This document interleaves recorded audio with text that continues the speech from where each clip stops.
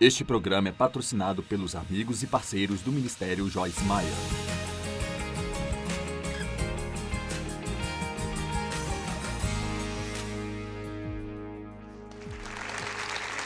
Obrigada por estar conosco. Eu realmente espero que você esteja pronto para estudar a Palavra de Deus, porque é isso que vamos fazer. Hoje eu quero falar sobre o capítulo 12 de Romanos. Sabe, eu fico continuamente maravilhada com quantas lições diferentes nós podemos encontrar em um único capítulo da Palavra de Deus. E é por isso que eu tenho dito muito ultimamente, acho que é tão importante que aprendamos a estudar e não apenas a ler. Embora a leitura seja excelente, faça sempre que você tiver oportunidade, mas às vezes eu acho que nós passamos pelas coisas quando nós as lemos e então quem iria imaginar que há tantas lições num só capítulo, somente tirando o tempo e diminuindo a velocidade? Eu acho interessante até mesmo pegar um bloco de notas e quando você estiver lendo o capítulo da Bíblia, então anotar as diferentes coisas que você sente que aprendeu. Agora, alguns fatos interessantes sobre o livro de Romanos. O livro inteiro de Romanos, os primeiros 8 capítulos, fala sobre quem somos em Cristo. E essa parece ser a maneira como Paulo escreve especialmente muitas dessas epístolas. Então, em Romanos, a primeira parte do livro será saber quem somos em Cristo, porque isso é muito importante, é um pouco como a base para todo o resto. E depois, na segunda metade do livro, vai tratar sobre, diante da luz de quem somos, como nós devemos viver nossa vida diária. E então, o capítulo 12 começa com algumas dessas instruções sobre como viver. Este é um ponto muito importante. Eu gosto disso. A carta aos Romanos foi escrita por Paulo durante uma de suas viagens. E ele, na verdade, não foi quem entregou a carta. Ele a enviou pelas mãos de uma mulher. O que eu acho interessante, especialmente naqueles dias, sabe? Porque as mulheres não eram vistas da forma como elas são hoje em dia. Nós fizemos muito progresso. Mas ela era uma diaconisa na igreja primitiva, então ela levou a carta escrita por Paulo para a centúria, é o que dizem, e então a partir daí foi lida para todas as igrejas. E assim, esta carta foi escrita para crentes judeus e gentios. Romanos capítulo 12, verso 1. Apelo, portanto, a vocês, irmãos, e rogo-lhes em vista de toda a misericórdia de Deus, que façam uma dedicação decisiva de seus corpos, apresentando todos os seus membros e faculdades como um sacrifício vivo, santo, devotado, consagrado e agradável a Deus. Este é seu culto razoável, racional, inteligente e culto espiritual? Tudo bem, então, essas são pessoas que foram ensinadas nos sacrifícios da antiga aliança. E, por sinal, quando você estuda sobre isso, pode ser muito cansativo ler tudo o que eles realmente deveriam fazer apenas para, vamos dizer, estarem ok em seu relacionamento com Deus.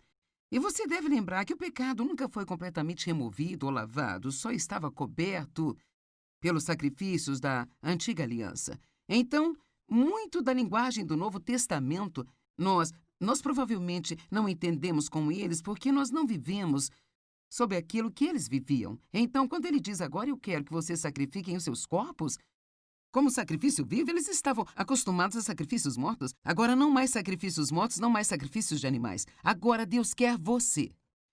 Então Paulo diz, ele vive em você e agora ele quer trabalhar através de você. Então quando ele diz que ele quer que apresentemos todos os nossos membros e faculdades como um sacrifício vivo, olhe para isso dessa forma. Seus olhos, seus ouvidos, sua boca. Meu Deus, se tivéssemos uma boca dedicada ao serviço de Deus, não seria incrível? A mente, então, apresentando tudo aquilo que nós somos, e acho que é bom fazer isso diariamente. Deus, eu apresento tudo que eu sou hoje para você. Use meus olhos, use minha boca, use minha mente, minhas mãos, os meus pés. Eu estou aqui para você, tudo que você puder fazer através de mim, eu quero que você faça. E eu acho que é bom a gente se lembrar dessas coisas, porque podemos pular da cama pela manhã e começar a seguir nossa vidinha, fazer as coisas que nós fazemos e esquecemos totalmente de que representamos a Deus em todos os lugares que nós vamos. E ele diz, e por sinal, eu não estou pedindo demais. Esta é uma maneira razoável, racional e inteligente de agora adorarmos a Deus. Número 2, versículo 2. Não se amoldem a este mundo, esta era, formado e adaptado a externos e superficiais costumes, mas sejam transformados mudados pela total renovação de sua mente, por seus novos ideais e sua nova atitude, para que possam provar por si mesmos a boa e aceitável e perfeita vontade de Deus e o que é bom, aceitável e perfeito à sua vista para vocês. Então, estamos no mundo, mas Paulo constantemente nos adverte: certifique-se de não se tornarem como o mundo. Não se amoldem ao mundo. Não deixem o mundo ao seu redor determinar seu comportamento ou como você deve viver, mas certifique-se de que haja um trabalho interno e você deixe Deus mudar você por dentro, porque se o nosso coração estiver certo, e aqui, neste caso, a nossa mente faz parte do coração, se o que está em nós estiver certo, aquilo que vier de nós também vai estar certo. E eu acho que todos nós reconhecemos que é muito fácil, sabe, ficar preso nas coisas que estão acontecendo ao nosso redor e talvez nos tornarmos um pouco mais como o mundo do que nós devemos. Eu disse a um grupo que eu estava ensinando no fim de semana passado, eu disse: temos que ter muito cuidado na igreja hoje para não virmos esperando apenas diversão. Sabe, muitos dos cultos nas nossas igrejas podem tornar-se algo desse jeito, e nós temos que ter muito cuidado na hora de irmos à igreja para querermos que Deus renove a nossa mente. E não se preocupe se algo que o ministro disser talvez confronte um pouco o seu comportamento, você sente que talvez isso corrija um pouco. Nós não vamos apenas para nos divertir, nos sentir bem com relação a nós mesmos, nós vamos nos certificar de que nossas vidas permaneçam no caminho certo. Mas essa coisa sobre a mente, é claro, eu ensino muito sobre a renovação da mente, e esta escritura em particular é muito interessante para mim, porque ela diz: Deus tem uma boa vontade para a sua vida, um plano perfeito para a sua vida. E a única maneira de você ver ou provar isso é se você aprender a pensar do jeito que Deus pensa. Veja, não importa o que é verdade para nós legalmente e o que foi comprado e pago com o sangue de Cristo, se nós não concordarmos com isso em nosso pensamento e na nossa crença, isso nunca vai se tornar uma realidade para nós. Então, esta é realmente uma das grandes coisas que eu penso que, como crentes, nós devemos realmente nos certificar de perguntar a Deus para nos ajudar a nos mantermos informados se eu estou acreditando no que o mundo acredita. Sabe, eu estou acreditando no que os meus amigos acreditam? Ou eu realmente acredito na palavra de Deus? Sabe, crer nos leva ao descanso de Deus e também nos ajuda a levar a cabo o plano de Deus para as nossas vidas. Amém?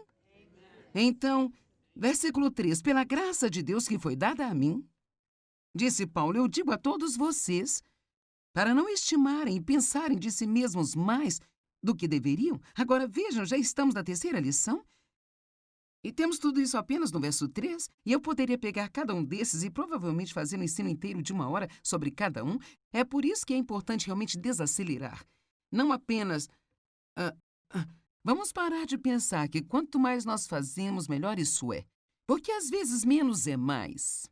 Sabe, nós nem sempre precisamos ir mais longe. Muitas vezes nós precisamos apenas nos aprofundar. Amém? Então, ele diz assim: não pensem de si mesmos mais do que deveriam.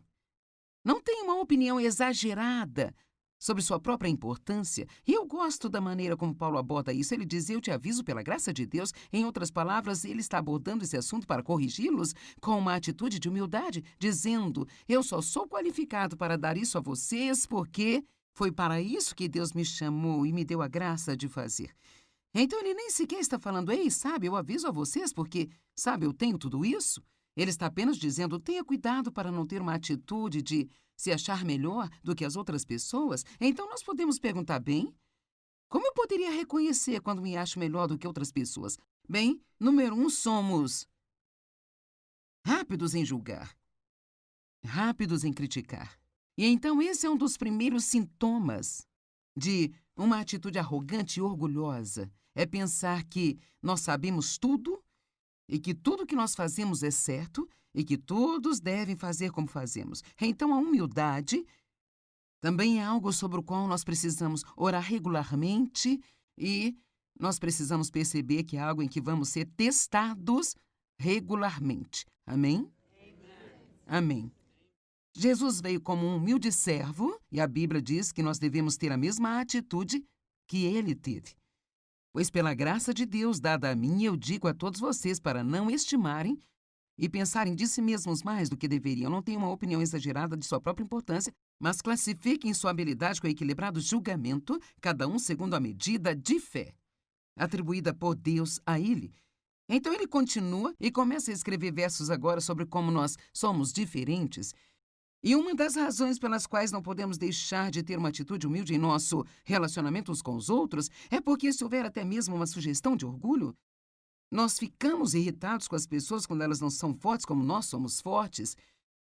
E nós temos a tendência de julgá-las se elas não podem fazer o que nós podemos fazer. E o que estamos fazendo é que estamos esquecendo que só podemos fazer isso porque Deus nos deu a graça de fazê-lo. Então, tudo em que você é bom, qualquer coisa no que você é bom, você precisa perceber que é um dom da graça de Deus e você só é bom nisso porque Deus permitiu a você ser bom nisso. Agora sim, nós melhoramos as coisas enquanto as praticamos e aprendemos e assim por diante, mas o que é interessante é que um cantor realmente bom, uma pessoa que foi dotada por Deus com uma voz fenomenal, ela nunca poderia pensar em criticar alguém que não pudesse cantar. Nunca poderia dizer, por que você não consegue cantar como eu? E você sabe aquilo que você tem ou o que você não tem? Mas, no entanto, agora vamos dizer que alguém aprende mais devagar do que você aprende e você tem esse ótimo cérebro que Deus lhe deu e você aprende tudo muito rápido e aprender é realmente fácil para você. Então, se não tivermos cuidado, se tivermos uma atitude arrogante, nós podemos nos tornar realmente impacientes com outras pessoas que não entendem tão rápido quanto nós.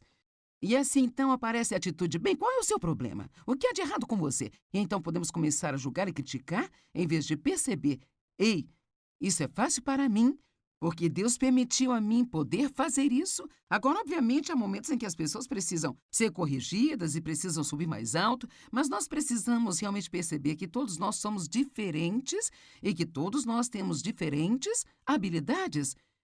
Por esta razão, todos precisamos uns dos outros. Nenhum de nós tem tudo. Amém? Não há ninguém que possa fazer tudo, e ninguém sabe tudo, e ninguém consegue tudo, e a gente gostaria de saber tudo porque não teríamos que depender de ninguém. E sabe, quando eu comecei a fazer minhas conferências e reuniões, quero dizer, eu adoraria poder ter tocado instrumento, ter uma voz maravilhosa, sabe, talvez ter tocado violão e depois corrido e tocado um pouco de piano e depois corrido e tocado bateria e depois fazer os solos. Eu adoraria isso porque realmente na minha pessoa natural eu sou muito independente, mas Deus nos deixa em uma posição em que nós temos que depender uns dos outros, para que nenhum de nós pense que não precisamos de outras pessoas. Assim, no verso 4, pois como em um corpo físico temos muitas partes, órgãos e membros, todas essas partes não têm a mesma função ou o mesmo uso? E é realmente bom parar e sentar por um tempo e pensar. Meus olhos não fazem o que minhas mãos fazem? Minhas mãos não fazem o que os meus pés fazem? Então vamos apenas exagerar isso por um minuto e vamos pensar sobre a inveja que existe entre as pessoas porque você pode fazer algo que eu não posso fazer. Eu tenho inveja de você porque não posso fazer isso. Eu vou dar um exemplo que usei algumas vezes. Isso parece provar o meu ponto de vista.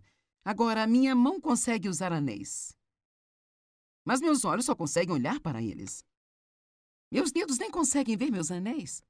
Eles nunca têm a alegria de ver as joias que estão neles, mas os meus olhos conseguem vê-las. E sabe, às vezes eu meio que penso, sim. Bom, tudo corresponde, estamos bem? Ok, digamos que os meus olhos ficaram com inveja e disseram, bem, eu estou cansado de apenas olhar para os anéis. Eu quero meu próprio anel. Eu quero usar um anel. Agora, e se Deus dissesse, tudo bem, querido, eu vou te dar o que você quer. Então, agora o olho tem seu próprio anel. Bem, isso é bom, exceto que agora, veja, o olho ficou incapacitado de fazer o que deveria estar fazendo, que é dar direção ao corpo. E honesta e verdadeiramente, eu penso às vezes, como crentes em Cristo, todos tentando funcionar juntos como um grupo, acho que é um pouco como somos às vezes, sabe? E isso parece tão tolo. Eu quero que você tenha, e na verdade, Isso nem me faria bem se eu tivesse o que você tem, porque Deus não equipou-me nem me habilitou para isso.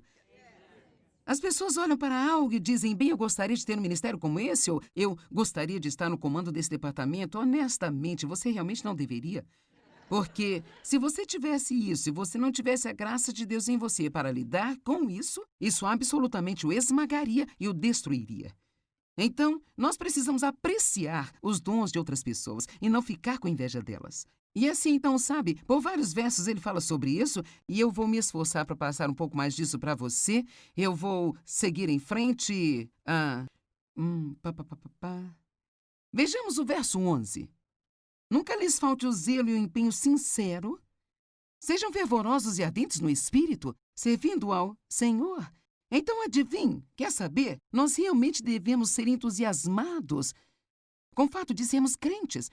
E eu vou dizer, uma vez que a maioria de vocês trabalha aqui, que você deve estar entusiasmado com o maravilhoso trabalho que você tem no Ministério Joyce Meyer todos os dias, porque, sabe, você poderia estar trabalhando em algum lugar onde alguém fica falando palavrão o tempo todo e fofocando sobre você pelas costas. Então, veja, quando nós percebemos o que nós temos e permanecemos agradecidos pelo que nós temos, isso é um grande passo para sermos realmente felizes. Então, sermos entusiasmados, é muito fácil começar a não dar valor às nossas bênçãos, não é? E até a nos queixar e murmurar das bênçãos que nós temos. Nós imploramos a Deus que nos dê uma casa maior, e então, quando Ele dá, reclamamos porque precisamos limpá-la. E assim, nós precisamos ser entusiasmados.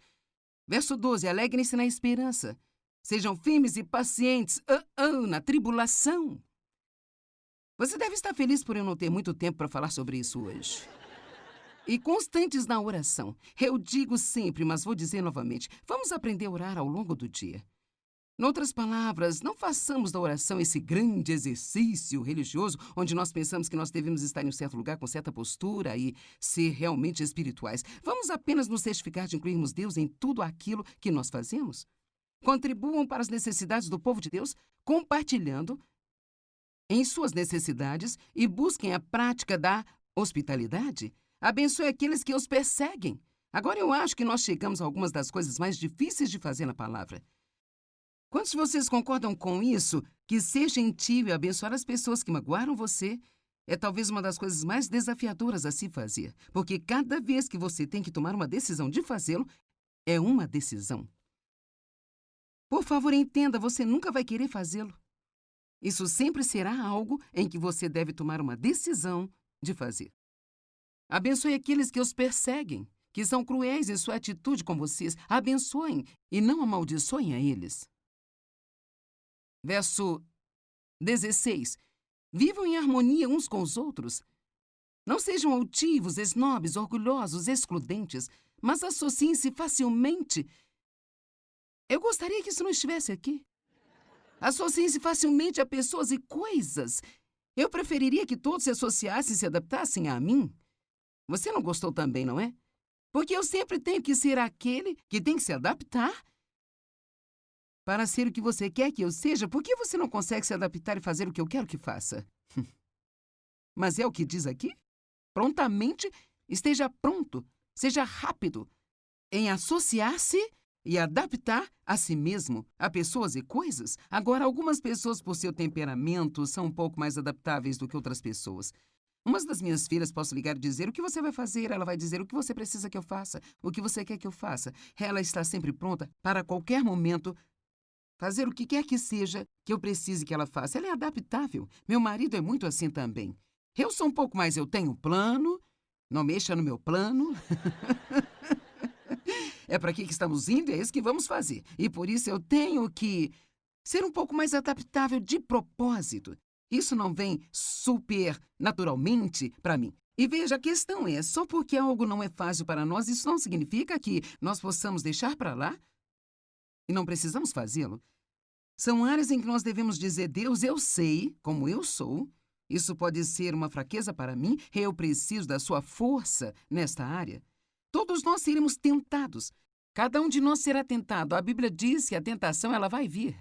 Mas nós devemos resistir à tentação.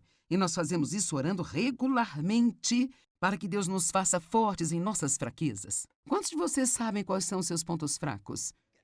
Se você não sabe, precisa ter uma reunião consigo. Quero dizer, é sério, eu penso que muitas vezes nós passamos muito tempo tentando localizar o que está errado com todos os outros. E nós realmente precisamos saber quais são as nossas fraquezas, não sob condenação, mas apenas para você conhecer a si mesmo. Se possível, na medida em que depender de você, viva em paz com todos os homens. Esse é realmente um dos meus versículos favoritos, porque aqui está a verdade. Eu não sou responsável pelo que qualquer outra pessoa faz, mas eu sou responsável pelo que eu faço.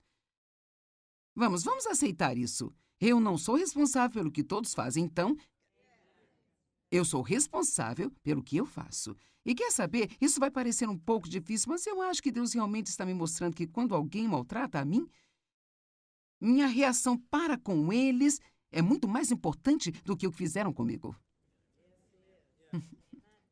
Porque cada um de nós ficará diante de Deus e dará conta de nossas vidas. E assim, eu não posso fazer nada sobre você, posso orar por você, mas só Deus pode mudar você. No entanto, eu preciso não apenas me concentrar no que há de errado com todos lá fora, eu preciso me concentrar em minha própria situação. Amados, nunca procurem vingar-se, mas deixem o caminho aberto para a ira de Deus, porque está escrito: minha é a vingança, eu retribuirei, diz o Senhor. Em outras palavras, quando estamos dispostos a parar de tentar lidar com nossos inimigos, vamos lá. Então Deus vai lidar com nossos inimigos. E Ele vai pagá-los de volta por qualquer coisa injusta ou desonesta que tenham feito a nós. E eu sei que pode haver pessoas assistindo esse programa hoje e você teve alguns, ataques verbais feitos contra você e talvez tenha sido maltratado em seu trabalho, com alguma coisa acontecendo em sua vida em que você simplesmente sente que realmente não está sendo tratado da maneira correta, ou alguém agressivo realmente magoou você e não se importou com você. Mas deixa eu te dizer, Deus é seu defensor. E Ele é o único que pode retribuir você. As pessoas não podem devolver o que tiraram de você. Por tantos anos, porque meu pai abusou de mim, eu tentei cobrar isso de todas as pessoas. Veja, muitas vezes, se não podemos cobrar da pessoa que nos magoou, então nós deslocamos isso e começamos a tentar cobrar de todos os outros. E então, o meu pai magoou a mim. E então eu estava tentando cobrar do Dave. Deus teve que ensinar-me. O que aconteceu com você não é culpa do Dave. Pare de tentar levar isso para ele. Pare de tentar fazer com que todos os outros paguem. E confie em mim para te retribuir. Quando nós ficamos feridos, sempre há um sentimento lá. Alguém deve a mim. E então, se você não tem cuidado, você pode ficar realmente ressentido e pensar, bem, todos devem-me, mas na verdade eles não devem. A única pessoa que realmente lhe deve é a pessoa que magoou você, mas ela não pode te pagar de volta. Mas Deus pagará. Eu amo o jeito que a Bíblia diz que Deus é o nosso vingador e que Ele é um Deus de justiça. Isso significa que Ele sempre pega coisas erradas e as transforma em bem. Agora, eu percebo que às vezes Deus demora muito, muito nisso. Amém? É tipo, Deus, se você vai corrigir isso, quando vai ser, Deus? Bem, talvez quando nossa atitude for corrigida. Talvez quando a gente realmente perdoar e liberar a pessoa e deixarmos que ela vá. Uma coisa é certa, quando nós fazemos a parte que Deus nos pediu para fazer, Deus jamais deixará de fazer a parte que Ele prometeu a nós que fará. E eu certamente vi isso na minha vida. Deus, Ele defendeu a mim, Ele retribuiu a mim. Ele me deu muitas vezes mais pela infância que eu perdi. Então eu amo o versículo 21. Não se deixe vencer pelo mal, mas vençam e dominem o mal com o bem. Para mim, esse é o que eu chamaria de um dos maiores segredos espirituais na palavra de Deus. Nossa tentação é: você me feriu, eu vou ferir de volta. Mas a palavra de Deus nos ensina exatamente o oposto. Você feriu a mim, eu vou abençoar você. E abençoar significa falar bem. Então vamos começar por aí. Se alguém te ferir, não precisa dar o seu carro, mas você pode começar por não falar mal deles e dizer a todos o que eles fizeram com você. Amém?